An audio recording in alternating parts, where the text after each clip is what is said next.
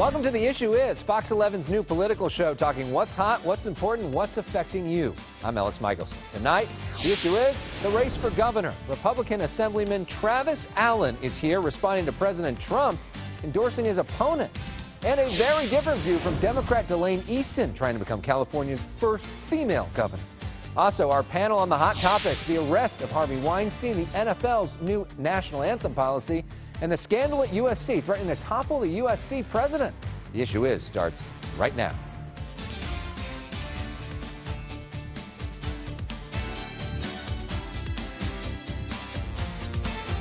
Good evening. We're about a week and a half away from California's primary election, and joining us tonight is Republican Assemblyman Travis Allen from Huntington Beach. Great to have you here. Thanks so much, Alex. Thank you so much for being here. All right, so you've talked so much throughout your campaign about President Trump, how you're the choice of President Trump, how you're the only candidate who actually voted for President Trump. Very true, very true. But yet President Trump endorsed your opponent, endorsed John Cox with a tweet this week, even using the phrase "Make California Great Again," which is something that you have used as a phrase as well.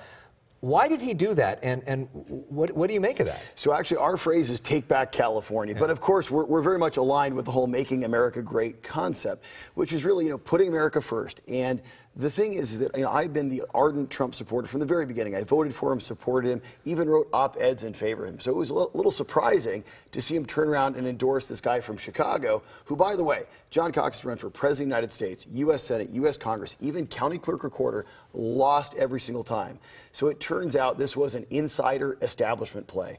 The story is Kevin McCarthy is running for speaker, and Kevin McCarthy doesn't think anybody can win the governor's race. He just wants to get in the top two to save his congressional seats so he can get that speaker seat. I wish Kevin McCarthy the very best, but I am a Californian first and foremost, and I think we have to win this race. So it's not about the top two, it's about winning. So President Trump was wrong. President Trump was very wrong, unfortunately, this time. I'm still a big supporter of his, but we've seen this, remember, in Alabama with Luther Strange. This is yet another strange endorsement. Okay, this morning, John Cox was on Good Day LA, and he talked about you, and here's what he had to say. Do you think that Travis Allen should drop out of the race? Absolutely, and it's not because he's bad or I'm good. I mean, frankly, I have a lot more experience in building businesses than he ever has. Travis has been an assemblyman. He's got a whole 2 employees. I mean, the problem isn't him. It's the top 2. Yeah. The top 2 system. And Travis, unfortunately, is the useful idiot for this group because he's being helped. No, really. So he's calling you a useful idiot, saying that you should drop out of the race. How do you respond? Unfortunately, John Cox is a pretty angry old man from Chicago. And we've seen this before in the debates. It's kind of funny. Look, if there's any useful idiot in the race, it's actually him. He's being used by the establishment, just like they used Neil Kashkari and Meg Whitman in 2010. This is yet another Republican establishment play to push through a wealthy business owner that has no support among the base. And really, they're just the sacrificial candidate that has no chance of winning. This is the problem in California, is the establishment Republicans are content to lose. Californians are not content to lose. We need to win. Well, one issue that most Californians are with you on is the gas tax. There's a new poll from LA Times USC that shows right there people want to repeal that gas tax. Jerry Brown talking about that this week, though. Here's what he had to say. He said that the test of America's strength is whether we defeat this stupid repeal measure, which was nothing more than a Republican stunt to get a few of their losers returned to Congress, and we're not going to let that happen. What do you say to him? It's like the claws are coming out of all these politicians. The answer is very simple. Look, I was the original author of the repeal of the gas tax. I've gathered thousands of signatures and tens of thousands of volunteers from around the state of California to repeal this tax. But it's not just the tax. It's also this illegal sanctuary state, which I have led the fight on. These are the issues that affect every single Californian, regardless of your income level. And Californians know that we don't need another tax, and Californians know that we have to reverse this illegal sanctuary state. So these are the major themes. And when we see Jerry Brown make statements like this simply shows how out of touch the California Democrats are with the average California citizen. Let's get to some policy issues. These are some other issues that probably aren't getting enough attention, so we're going to ask you to pick one of these cards. All right, let's pick this one. We'll see which one you get. You tell me, how does that look? It says climate change. How do you balance the need for regulation with business concerns? Look, it's very simple. We all know that California businesses are leaving. And why are they leaving? Because of these policies put in place by the California Democrats. Also, remember, Arnold Schwarzenegger is one that gave us AB 32, the global warming solutions tax is what it was. And what they're doing is they're masquerading environmental policy as another way to get more money into Sacramento with your tax dollars. Look, all of the experts agree we could go to zero emissions tomorrow in the state of California, and it wouldn't change global temperatures even 0.1%.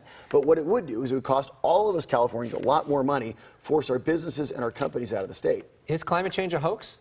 No, I think the science is not settled. I mean, I think there's a lot of estimates out there and there's a lot of extrapolations, but it is not settled science yet. So to start devising tax policy based on science that is not settled seems a little aggressive to me. And I got to tell you, we already pay among the highest tax in California. They don't need more of our tax dollars. All right, let's have some fun. This is called personal issues. We just had that come up on the screen. These are 30 seconds on the clock to learn a little bit more about you, right? Let's go. Okay. Favorite author? Oh, wow. I'd say, first it's the Bible. Let's just hit it right there. That's his favorite book right there. Last there book you read? Last book, the Bible. Okay. Favorite type of music? Wow. I really like, I like all sorts of music. I love pop, but I also love all the 60s singer-songwriters. Okay. Least favorite freeway in California? Oh, gosh. Without a doubt, the 405. Come on. Favorite movie? Or by the way, the 91's a close second. Yeah. Favorite movie? Yeah. The Graduate. Graduate, Dustin Hoffman back in the 1960s. A classic soundtrack by Simon and Garfunkel. Can't beat it. Okay. How is a Republican going to win this state? Very simply. Look, in 2014, Jerry Brown got 4.3 million votes in California. In 2016, Donald J. Trump just got 4.4 million votes in California. All right. All we got to do is turn out the Trump voters and the disaffected Democrats have been left behind by the California Democrats. Travis Allen's your next governor of state. Thank you, Travis. Thank you so much. Next, Delaine Eastin with a very different view.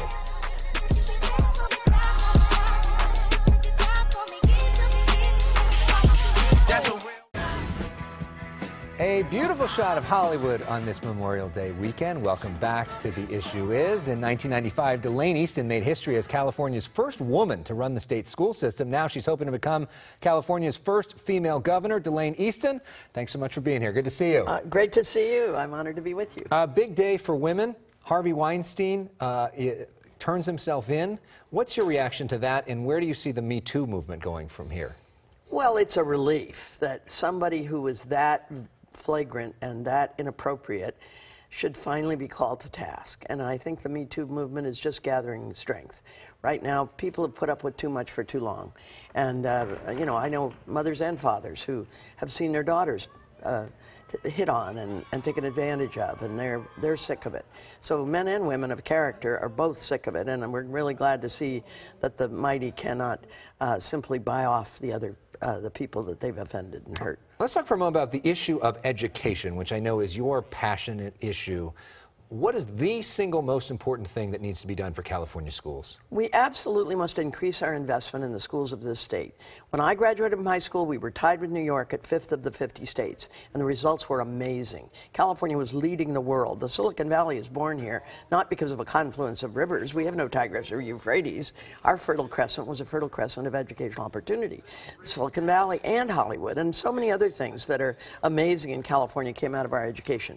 But we've dropped to 41st of the 50 states in per pupil spending. Mind you, we are the most expensive, prosperous state in the union, but now New York, which is still in the top 10, spends more than twice as much per child. So if you got a child in a California school, you really need to understand that local control funding formula, for all of its good qualities, is still, the system is fundamentally underinvested in, and it's under-supported, and these kids need much more scaffolding. What do you make of the fact that Antonio Villaraigosa is getting over $10 million from charter school advocates, and what do you think about charter schools? Well, I think I actually think the idea was fine, but the fact is the bill was very poorly written. And so there's a bunch of charter schools that are either for-profit, cherry-picking the best and brightest kids, running, doing illegal things. In Livermore, they were charging Chinese kids $30,000 a family to send their kid to a Livermore school, $1,200 a month to live there, promising them they'd be admitted to Berkeley. I mean, in another school here in Los Angeles, they bought the principal a $34,000 convertible. So we need the kind of accountability. We need to follow the Open Meetings Act. We need to do so much more to make certain that the charters are absolutely held to the laws. And I've called for a moratorium until we've absolutely cleaned up this mess. All right, we want to get to something called our policy issues. These are different issues that are out there. We want to pick one at random. I'm going to pick the issue of homelessness. What are you going to do differently than what's happening right now? Well, first you should know I did come and went on a Saturday night to Skid Row here in Los Angeles, and it was a heartbreaking experience. I will tell you, I have never seen so many elderly women. I have never seen so many women with little children on the streets. It's scandalous. So we're 12% of the nation's population, but 25% of the homeless. First day I'm in office, I'll declare a state of emergency as it relates to homelessness. We will absolutely put our shoulder to the wheel and do everything we can to create a lot more affordable, safe housing for people. It shouldn't just be that we now have a new facility open in Sacramento. When you're dying, where you won't have to die on the street. It should be a lot more than that. And a lot of these people need mental health support and other support. All right, let's have a little bit of fun. This is called the personal issues. This is where we got 30 seconds to learn a little bit more about you. So we try to get as many of these in as we can. Okay, you ready? Okay, I'm ready to do this? I'm ready. All right, favorite Avenger? Favorite Avenger?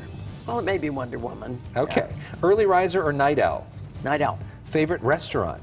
Biba's in Sacramento. Best thing about being Chez Panisse in Berkeley. Oh, there you go. Best thing about being a Californian? That we get to live here with this amazing weather and these wonderful people. Best university in California? Well, it's the University of California, Davis or Santa Barbara. I went to one for undergraduate and the other for graduate. Favorite comedian?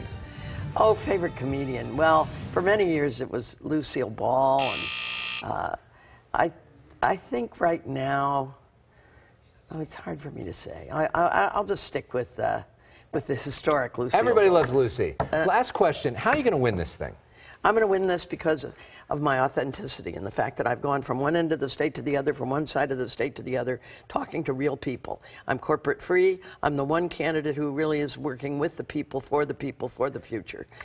So, thank you so much. Thanks for coming in. We appreciate it. Now, all of the leading candidates for California governor recently sat for in-depth interviews for our The Issue Is podcast, including Ms. Eastin. You can stream that now wherever you listen to podcasts. And coming up next, the unofficial beginning of summer and no end to big stories this week. Our panel is standing by. Brian Goldsmith, co-host of the Kouric podcast. We also got Lauren Steiner, progressive host of The Robust Opposition, and Shirley Husar, conservative columnist in Washington Times. Lots to discuss. We're going to be back with a bit more right after this.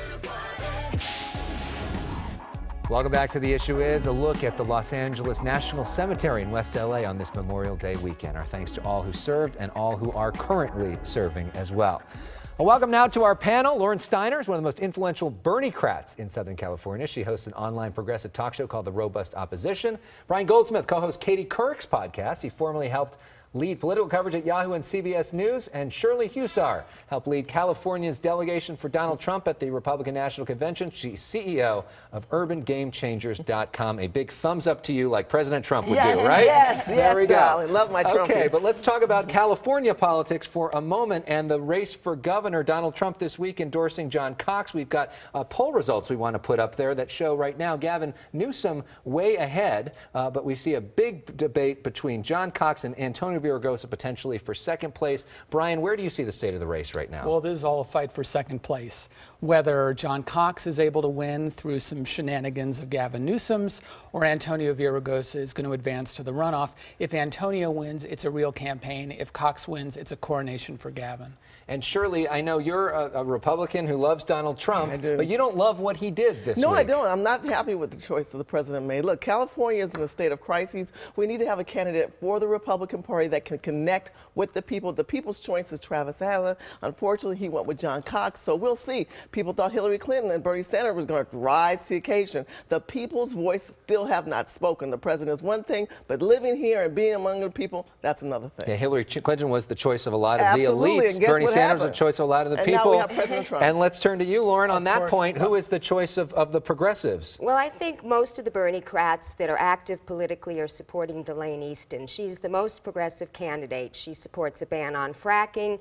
She supports the repeal of Costa-Hawkins and the Ellis Act, which affect rent control. She supports tuition-free public college and universities. She supports single-payer health care. Of those things, only Gavin supports single-payer health care, and he had to be dragged kicking and screaming to that by the Nurses Association. But yet she's so low in the polls. She's low in the polls. It's disappointing because she's not getting traction in this era of Me Too. You would think all the people that supported Hillary would be supporting Delaine, but we see in New York, Hillary Clinton went out and supported Cuomo over Cynthia Nixon. Right. And then there's this ad that Gavin Newsom is running that's getting a lot of attention. It's probably airing more than any other ad. Let's show it to you and talk about it on the other side. Why is John Cox attacking Gavin Newsom for supporting common sense gun safety? John Cox stands with Donald Trump and the NRA. Cox called gun laws a waste of time, opposes background checks and a ban on assault weapons. And Gavin Newsom took on the gun lobby and won, and passed California's first comprehensive gun safety initiative. So there are some that are saying that this is a cynical ploy, that it's actually an ad for Newsom that's disguised really an ad for Cox. Mike Murphy, the Republican strategist, put it this way: this is so cynical, Vladimir Putin would be proud of it. Brian, what's really going on here? Well, that's what's really going on, and it's not without precedent. In 2002, Gray Davis invested in the Republican primary then to elevate the candidate that he would rather run against over Dick Reardon, who would have been a lot more competitive. Here, Gavin knows, as I said, that if Cox is the competitor in November, he's going to have a cakewalk to the governorship. Yeah. Anything else you want to add on You know, that? it's interesting to me because here we have politics within politics, right? We have people in this country, people in California, that do these kind of commercials and they're not relatable to the people. Are you trying to get votes? Are you going to talk about issues, or are you going to attack each other on their personal issues? Personal issues is not what the constituents care about. The people of California want to know, what are you going to do about the homelessness? Right. We're tired of hepatitis A. We're tired of hypodermic needles that we're finding in the streets. Look at Gavin Newsom, San Francisco, where we have people who are squatting in the street.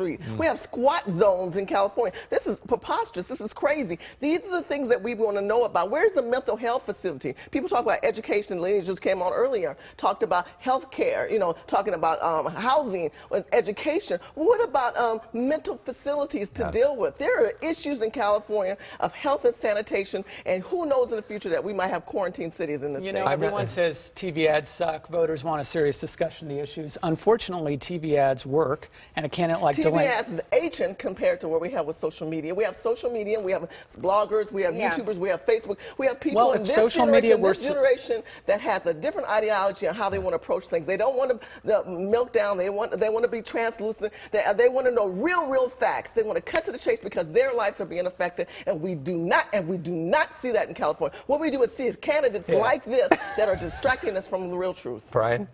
If social media were sufficient, somebody like Delaine Eastin. Sufficient? Excuse me. If social media were enough, you would see the candidates with no money and a strong message winning. That is not what you see. And you didn't see this in the last election, how social media was a major impact upon the election. But Donald Trump also got more TV. He also got more TV attention than anybody else. He got several $billion of free TV time. Yeah, so he got $5 billion worth of free TV time. Let's talk for a moment. Russia. Okay. All right, let's get back on track. Another big issue, Harvey Weinstein today. Big moment in the Me Too movement, turning himself in. What are your reactions to that? Well, this man is a monster. More than 80 women have come forward with very credible stories and allegations. He's committed sexual assault, sexual harassment, probably rape, and he deserves to spend a long time in jail. Well, I think this is the culmination of a movement that started years ago with Tarana Burke. It wasn't Rose McGowan that started the Me Too movement with Harvey Weinstein. And the best thing that I see coming out of it is the hearings in Sacramento that Laura Friedman and Holly Mitchell are hosting to uncover sexual harassment in our state government. And 3 legislators have already been taken down because of that. Right, and it'll be interesting to see if some of those who are running again will win. Well, you know, everyone in Hollywood wants to have a voice. So. We got to run, but we're going to be able to talk more about this in bonus issues. That's right after the show, and that is where we're going to talk online. It's streaming right now at Facebook.com, YouTube.com/Elex Michaelson. We'll be back with a look at next week's guests and a look at what's happening at USC as well. Stay with us. More of the issue is after this. Next week on The Issue is Antonio Villaraigosa, former LA mayor who wants to be your governor. He's with us. Also, John Chung, also vying for the job. He will be with us as we gear up for the June primary as well. Final question for our panel. USC. There are calls for the USC president to resign from the academic senate after this big scandal with a gynecologist who may have been acting inappropriately with a whole lot of women. Yes or no, should the president of USC resign? Absolutely. Yes. Yeah. Will he resign? I don't know. You know, they're fighters. The gynecologist still got paid afterwards. Yeah. You know, he still got his pension. That was Brian? questionable. Only if he's forced to, and the board has to change direction in order for that to happen. Yes. Yeah, the billionaires on the board are still defending him. And right now he has their support. We'll see if that changes. We've got a lot more to talk about on the bonus issues, including what's happening in the NFL. So join us online now. Thanks for watching.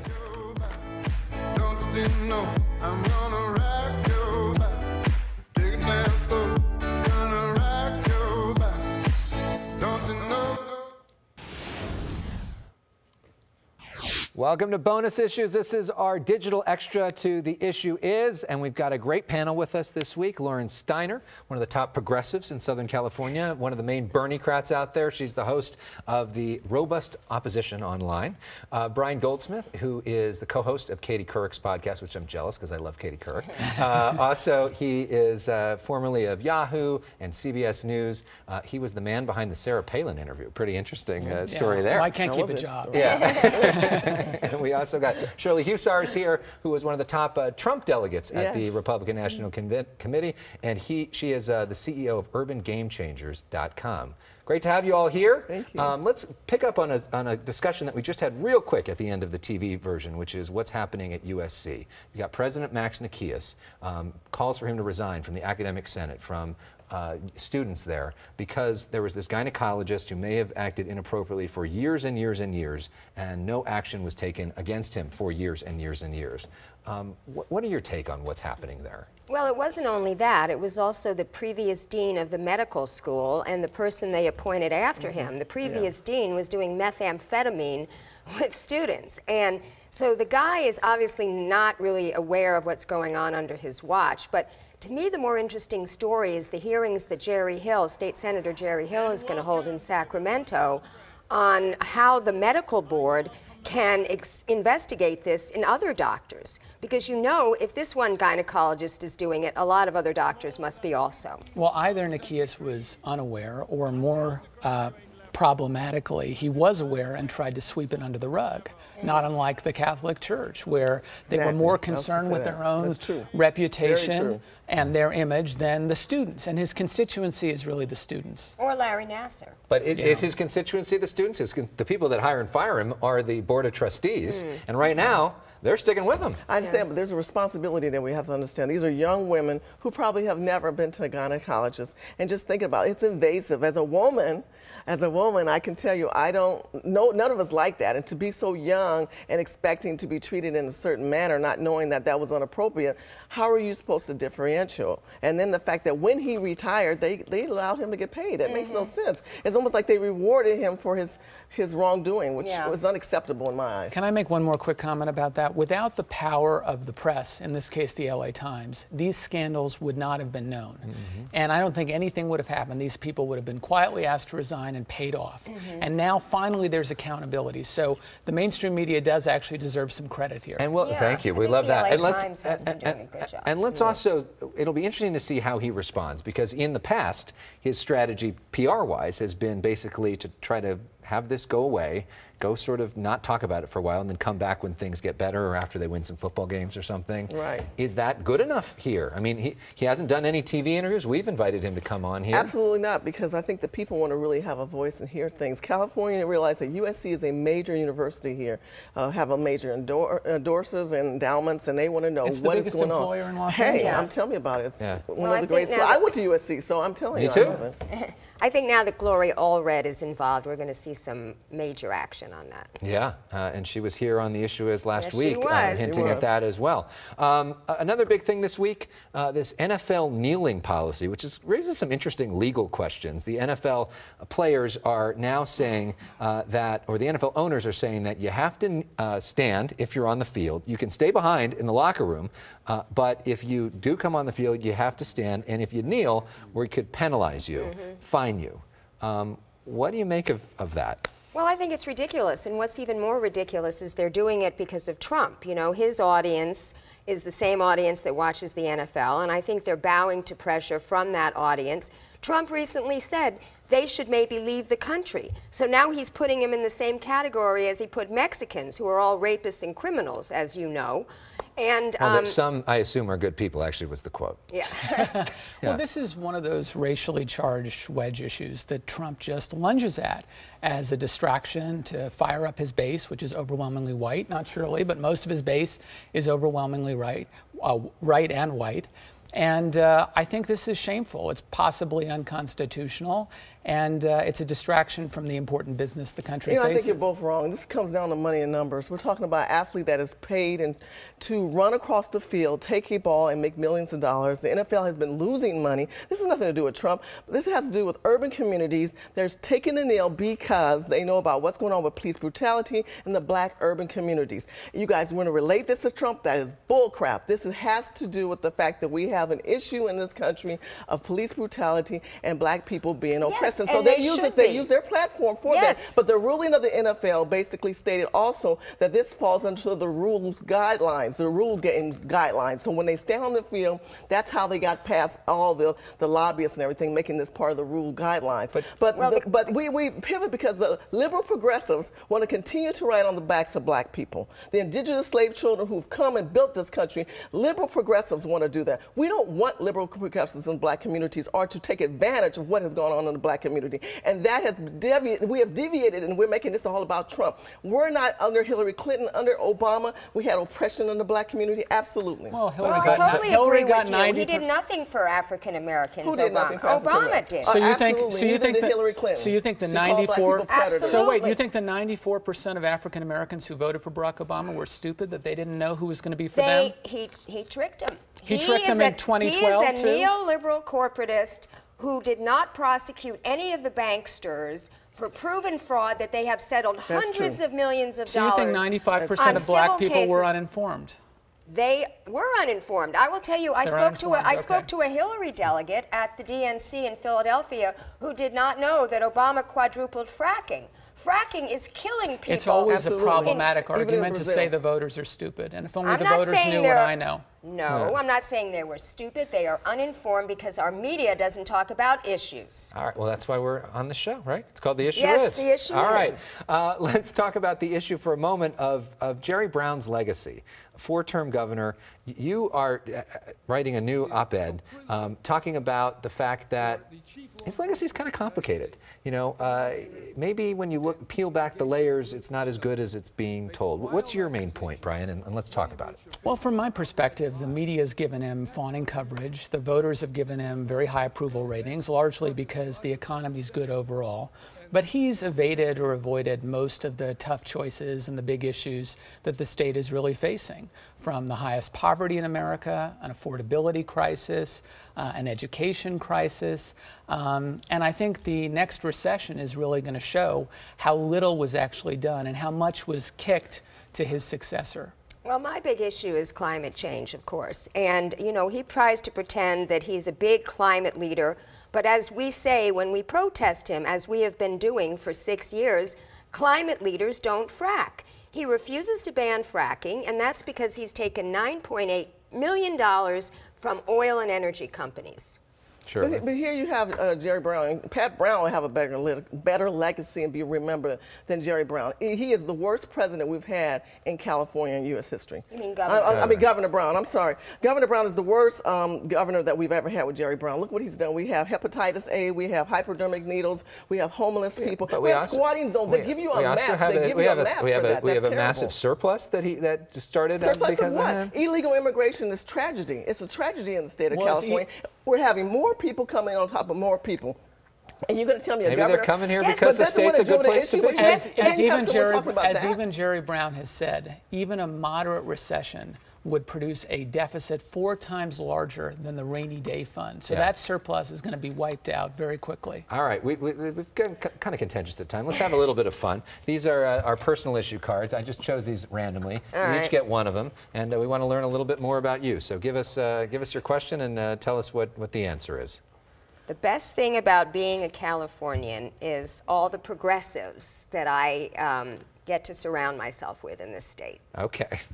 I was going to say In-N-Out Burgers, but the best university in California is Stanford, my alma mater. I'm a little biased on that. So you might actually be right with that. That's a big statement from an SC alum. Well, that's saying something when the facts may be true on that point. Okay. My favorite comedian would have to be Eddie Murphy because he's so diversified. I mean, he's an actor, he's a singer, he's a writer.